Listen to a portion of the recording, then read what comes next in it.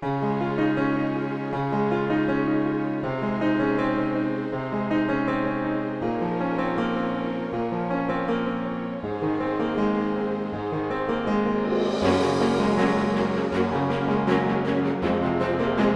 morning and good evening. How are you everybody? പ്രഭാത വന്ദനവും സന്ധ്യാവന്ദനവും. നമ്മുടെ ജീവിതത്തിൽ In our life, എപ്പോഴും അനുഗ്രഹത്തിന്റെ വേർഡുകൾ പറയണം.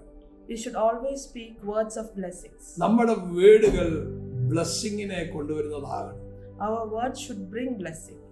പ്രോവർബ്സ് സദൃശ്യവാക്യം 18:21 പഠിക്കുമ്പോൾ മരണവും ജീവനവും നാവിന്റെ അധികാരത്തിൽ ഇരിക്കുന്നു.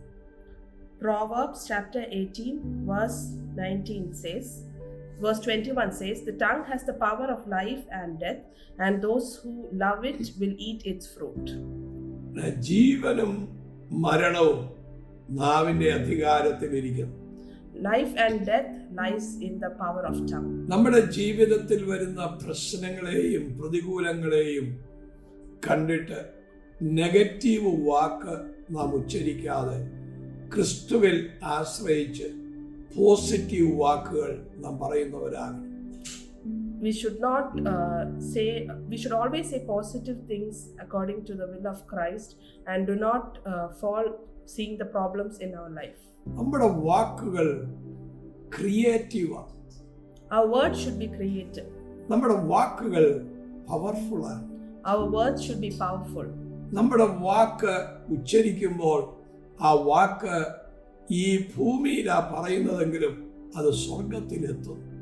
Though the words we say, if we say it on the earth, it happens in the heaven. യഹോവയായ ദൈവം തൻ്റെ ഒറ്റ വാക്കുകൊണ്ട് വെളിച്ചം ഉണ്ടാകട്ടെ എന്ന് പറഞ്ഞപ്പോൾ വെളിച്ചമുണ്ടായി. Jehovah the Lord, when he said, let there be light, the light was born. നമ്മുടെ ജീവിതത്തിലെ എല്ലാ സീസണുകളും ചേഞ്ച് ചെയ്യുവാൻ ഇടയായി തീരും നമ്മുടെ വാക്കുകൾ നിമിത്തം.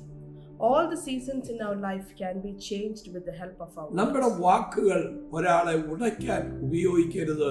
നമ്മുടെ വാക്കുകൾ മറ്റുള്ളവരെ ബിൽഡ് ചെയ്യാൻ ഉപയോഗിക്കണം. We should never use our words to destroy people. We should use it to build people. നാം നമ്മുടെ കുടുംബത്തിൽ തലമുറകളോട്, ഫാമിലിയോട്, ഭാര്യയോട്, ഭർത്താവിനോട്, ചർച്ചിനോട് ഒക്കെ സംസാരിക്കുമ്പോൾ അതിന് ഡെവലപ്പ് ചെയ്യുന്ന, ബിൽഡ് ചെയ്യുന്ന വാക്കുകൾ ഉപയോഗിക്കണം. We should always use the words to our family, our children, our wife, our church, to build them up. ഇന്ന് നമ്മുടെ നെഗറ്റീവ് വാക്കുകൾ അനേക കുടുംബങ്ങളെ തകർക്കുന്നു. The negative words have destroyed many families. നമ്മുടെ ഒരു പോസിറ്റീവ് വേർഡ് തകർന്നു പോകുന്ന എത്രയോ കുടുംബങ്ങളെ ഉയർത്തിയെടുക്കുവാൻ കഴിയും. One positive word can rise up many destroyed families. നമ്മുടെ പ്രാർത്ഥനയുടെ വാക്കുകൾ, പ്രസംഗത്തിന്റെ വാക്കുകൾ, നമ്മൾ മറ്റുള്ളവരെ കൗൺസിൽ ചെയ്യുമ്പോഴുള്ള വാക്കുകൾ മറ്റുള്ളവരെ ബലപ്പെടുത്തുകയും ശക്തീകരിക്കുകയും പ്രത്യാശ കൊണ്ടുവരികയും ചെയ്യുവാൻ കാരണമാകും. A lot of words from our speech, our counseling can strengthen a lot of people and help them build up. ഇന്നു മുതൽ നിങ്ങളുടെ വാക്കുകൾ From today onwards, your words, മറ്റൊരാളിനെ ബിൽഡ് ചെയ്യുന്നതാകട്ടെ. it should be to build another person. മറ്റൊരാളിനെ lift ചെയ്യുന്നതാകട്ടെ. It should be to lift another person. ഈ message കേട്ട് കഴിയുമ്പോൾ നിങ്ങളുടെ ജീവിതത്തിൽ ഒരു മാറ്റം സംഭവിക്കും. Let there be a change in your life after you hear today. ഇതുവരെ നിങ്ങൾ പോകാത്ത ന്യൂ പാത്തിലൂടെ ദൈവം നിങ്ങളെ വിടും. You may go through a new path that you've never been in your life. നിങ്ങളുടെ ജീവിതത്തിലെ ബിറ്റർനെസ് മാറിപ്പോകും. All the bitterness will go away from you. നമ്മുടെ വാക്കുകൾ ബ്ലെസ്സിംഗ് ആയി മാറും. Let our words be a blessing. ഇപ്പോൾ ഈ മെലേക്ക് യൂട്യൂബ് ചാനൽ കണ്ടുകൊണ്ടിരിക്കുന്ന നിങ്ങളുടെ ജീവിതത്തിൽ ഈ ആലോചനകൾ, ദൈവശബ്ദം, ദൈവവചനം നിങ്ങളുടെ ജീവിതത്തിൽ ഒരു അനുഗ്രഹമായി മാറും.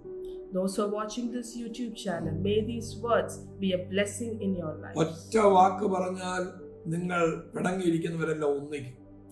In one word, all those who are separated will be together. നമ്മുടെ ജീവിതത്തിൽ വാക്കുകളുടെ പെരുപ്പം പാപത്തെ വർദ്ധിപ്പിക്കും. In our life, the words will increase the sins in our life. അനേകരെ പിന്മാറ്റത്തിലേക്ക് കൊണ്ടുപോകും. A lot of them will fall back. അനേകരെ പാപത്തിന്റെ മരണത്തിലേക്ക് കൊണ്ടുപോകും. Lot of them are taken to sin. ഞാൻ നിങ്ങൾക്ക് വേണ്ടി പ്രാർത്ഥിക്കാം. Today I will pray for you. ഞങ്ങളുടെ കർത്താവേ, ഈ ജനത്തെ ബ്ലസ് ചെയ്യണം. Our Father, bless these people. ഈ ജനത്തിന്മേൽ വലിയ അനുഗ്രഹം ഉണ്ടാകണം. Let there be great blessing over these people. ഇപ്പോൾ വാക്കുകൾ അനുഗ്രഹത്തിന്റെ വാക്കുകളായത് മാറട്ടെ. Let the words be words of blessing. മുറിവ് കിട്ടുന്ന വാക്കുകളായി മാറട്ടെ. Let them be words of healing. യേശുവിൻ നാമത്തിൽ ഈ ജനത്തെ ബ്ലസ് ചെയ്യണം. In the name of Jesus Christ, let these people be blessed. Amen. Amen. God bless you. I love you. കർത്താവ് എല്ലാവരെയും അനുഗ്രഹിക്കട്ടെ. ഡിസംബർ മാസം 25, 26, 27 ഈ തീയതികളിൽ എക്സോസിയ കോൺഫറൻസ് മെലേക്ക് പ്രയർ മൗണ്ടനിൽ വെച്ച് നടക്കും.